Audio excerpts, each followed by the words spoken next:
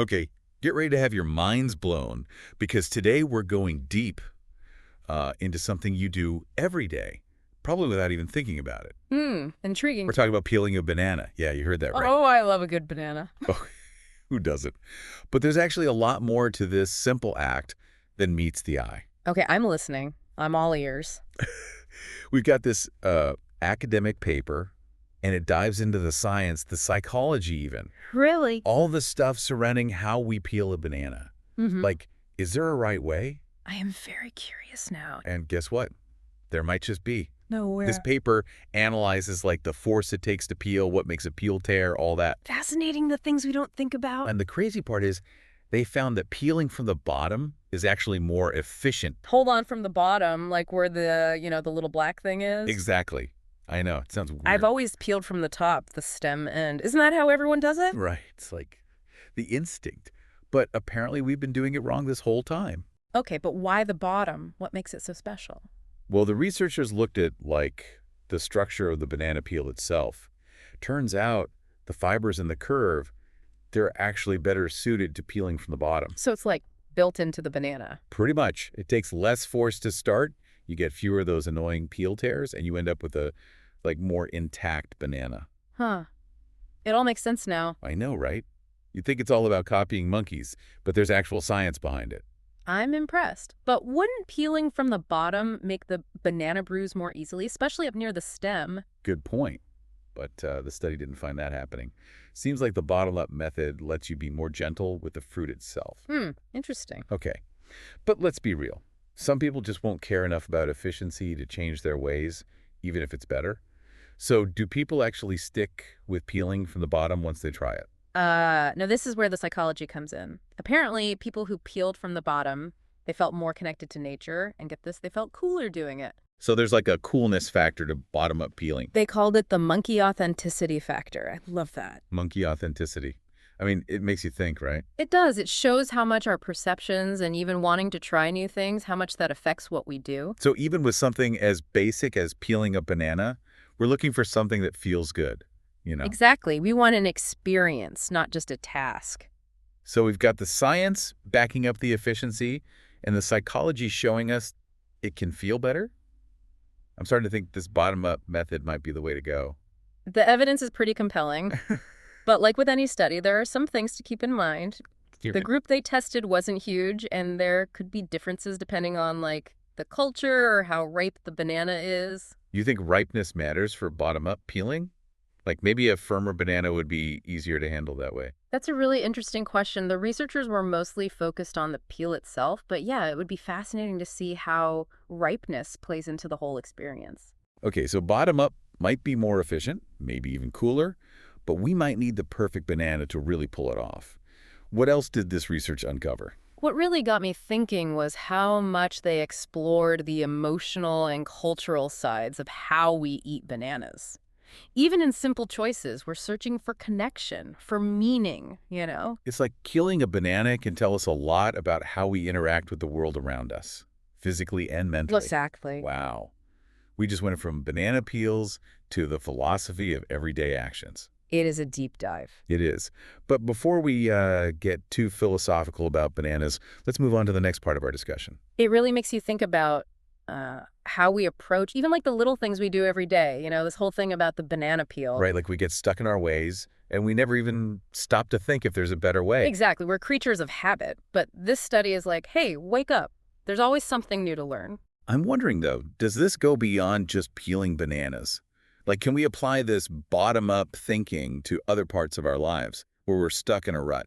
That is a great question. And it makes you wonder, right? What other hidden efficiencies are out there just waiting for us to discover them?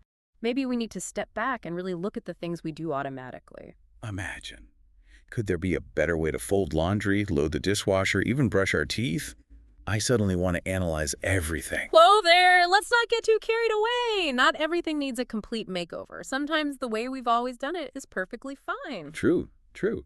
But I think the takeaway here is to be curious, to be open to new ways of doing things. You never know what little life hack you might stumble upon. Absolutely. But beyond just being practical, this research also tells us something about how our minds work. That monkey authenticity thing that really stuck with me. I know, right?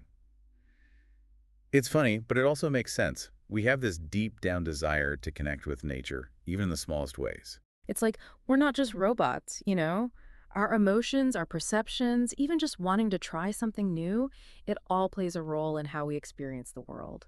So even peeling a banana can be a way of expressing ourselves, of finding something that resonates with us personally. Exactly. It shows this connection between what we do with our hands and what's going on in our heads.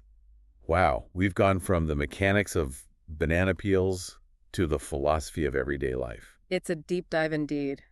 But speaking of different ways of doing things, did the researchers find any, like, cultural differences in how people peel bananas? That's a good point. I mean, what if other cultures have already figured out this bottom-up thing? Or maybe they have completely different methods we haven't even thought of. Yeah, that's totally possible. The study didn't go too deep into that, but they did say it's an area worth exploring, how our culture influences our behavior, even down to how we peel a banana. Okay, so we've got the science, the psychology, and now the cultural angle too. But before we wrap this up, I want to come back to something you said earlier about finding hidden efficiencies in our lives. Ah, yes. It's a good reminder for all of us to take a look at what we do every day and ask, could this be done better, more efficiently, maybe even in a way that brings us more joy? It's a challenge to our listeners. Embrace your inner scientist. Question everything. But before we send them off on their efficiency quest, let's be honest, this study wasn't perfect. Right. The sample size wasn't that big, and they were really focused on the peeling itself, not so much on how it changes our behavior long term. So while this study makes a strong case for peeling from the bottom, it's not the be-all and end-all. There's still more to learn about this fascinating world of banana peeling and beyond. Always more to learn. That's the beauty of science. It's a journey, not a destination. Well said. And on that note, I think it's time to wrap up our deep dive into the surprisingly complex world of banana peeling. But before we go, let's leave our listeners with a final thought. What if this banana study is just the beginning? What other everyday things we take for granted, could benefit from a closer look?